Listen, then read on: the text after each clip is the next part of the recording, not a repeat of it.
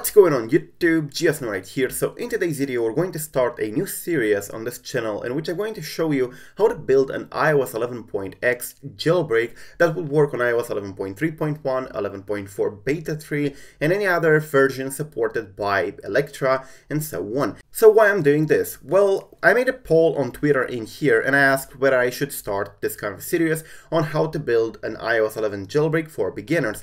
And yes, 2,000 people voted and most of the votes said yes. So I assume that some of you at least are interested in how to build your own jailbreak. So we're going to start in this video with things that you need to know before actually working on a jailbreak, a sort of getting started thing. This is going to be split in multiple videos because building a jailbreak cannot take only 10 minutes. If it was the case, then we would have probably thousands of jailbreaks for every iOS version. Unfortunately, it takes time, it takes coding, and it takes a lot of iOS knowledge, and I'm going to try to pass the knowledge that I have up to you so that you can build your own jailbreak.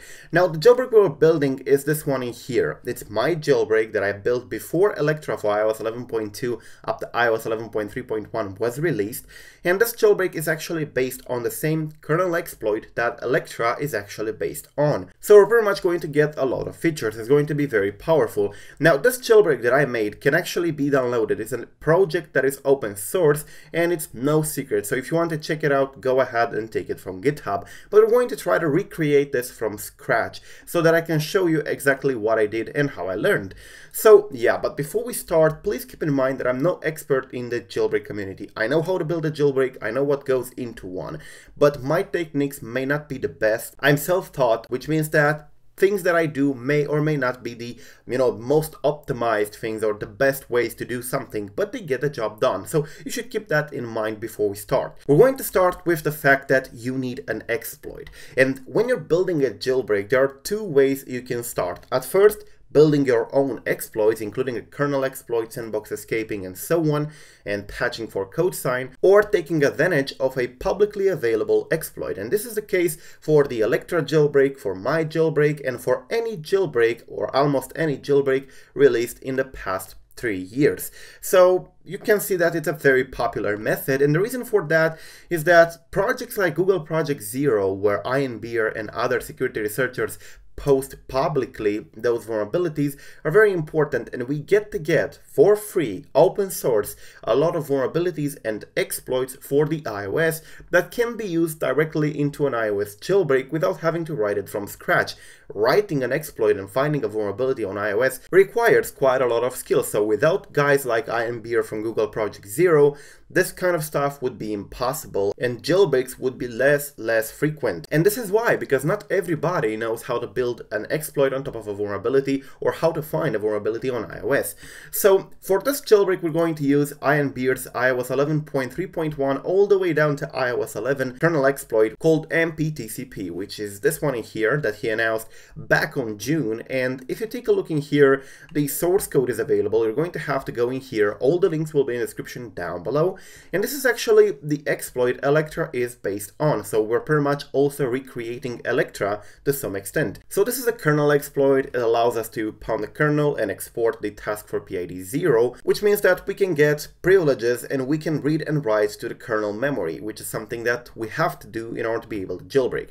So you get this in here. It's the multipath.zip. You're going to get a multipath.zip which says exploit for iOS 11.0 up to iOS 11.3.1.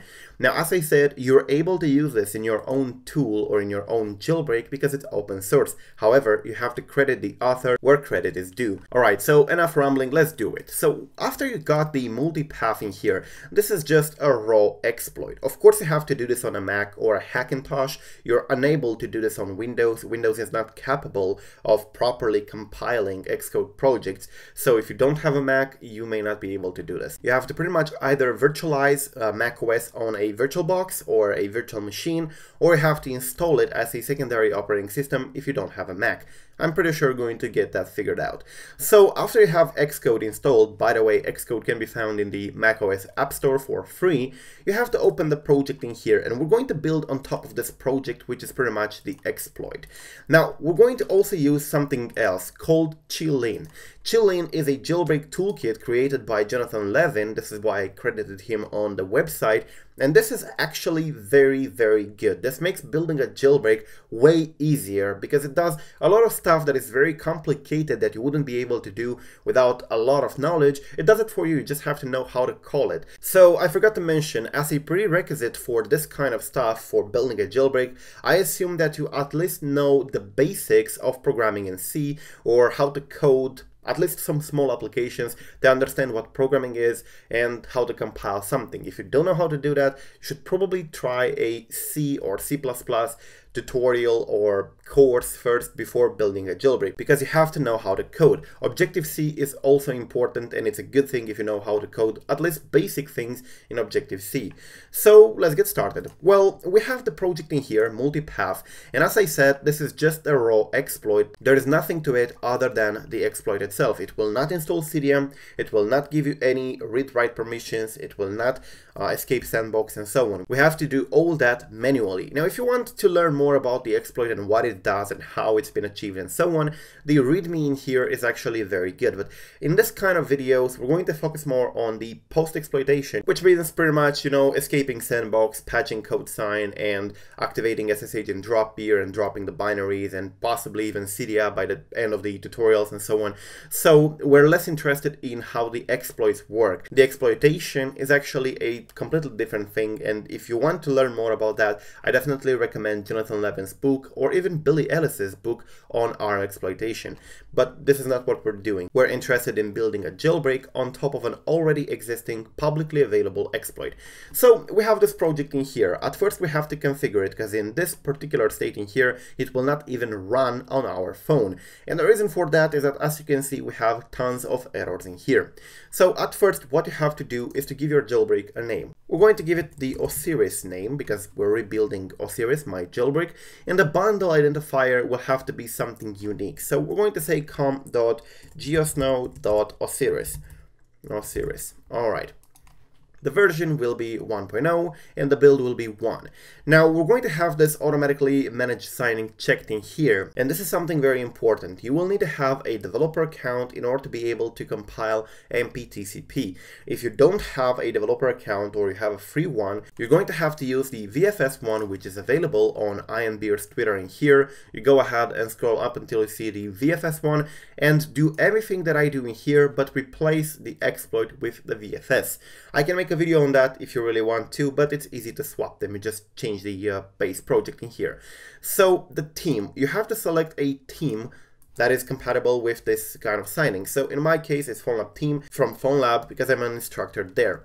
Now the deployment target will be 11.0 and everything here is okay. I'm going to disable landscape and so on, because I'm not going to focus too much on the design, but more on functionality. So at this point, we configured this thing to pretty much run. If I connect the device now, it will run, and if it's on iOS 11.0 all the way up to iOS 11.3.1 or even iOS 11.4 beta 3, it should exploit it properly, but this is not a jailbreak. So what we have to do next is to add the QiLin. The QiLin itself, as I said, will provide a lot of functions that we need during the jailbreak, including the sandbox escaping, including a remount, including bypassing Codesign, and so on. So we have to add that. So how it looks like? Well, if you navigate here on the QiLin website, you can see that this is the header file containing all the functions you can import. And then in here, you have the code, and you have the object file, and if you press here, it's going to download it, and the header file, which is pretty much this one up above in here. So what you have to do is to get them, and I recommend you to put them in a folder like this, and this is what you have, the .o and the .h. So we're going to import them in our project so that we can use them. To do that, we have to go here on the multipath, and we're going to scroll down. Here you have the linked frameworks and libraries, and we're going to have to press plus, and it's going to ask us about what we want to import. We press add other, and we press here on desktop, and go to QiLin and select the .o object. And now it should be imported properly. Now what I'm going to do is to also import the H file. So I'm going to go here to desktop, go to desktop in here again, and let me see, QiLin, and get the H file and drop it in here. Now we're going to press destination in here, finish. And what I recommend you is to put them in specific folders to keep your project neat and clean. So we're going to create a new folder for this. We're going to select the QiLin in here and new grop from selection.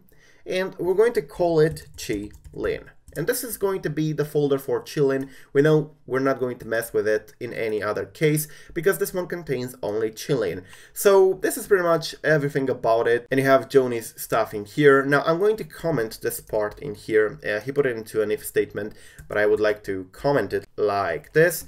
And we're going to go down up to this point in here. So we're going to remove the end if, and we're going to close the comment. We will not remove the licensing part in here because it's required and we have to keep it as long as we use the toolkit. So yeah, everything we have in here are the functions that we pretty much need in order to create a jailbreak. And we have for AMFI, we have moving files from a directory to another and so on, disabling updates, spawning processes, which is going to be very important, and so on. So I'm going to show you at the right moment what each of them do, and we're going to use them, but for the moment this is what we had to do to integrate QiLin with the multipath, and from this point on we're going to start building on top of them. But unfortunately this video is getting a little bit too long, so we're going to have to let it in here until the next one. So what we did for the moment was to set up the project and integrate QiLin, which is something very important for our jailbreak, into the project.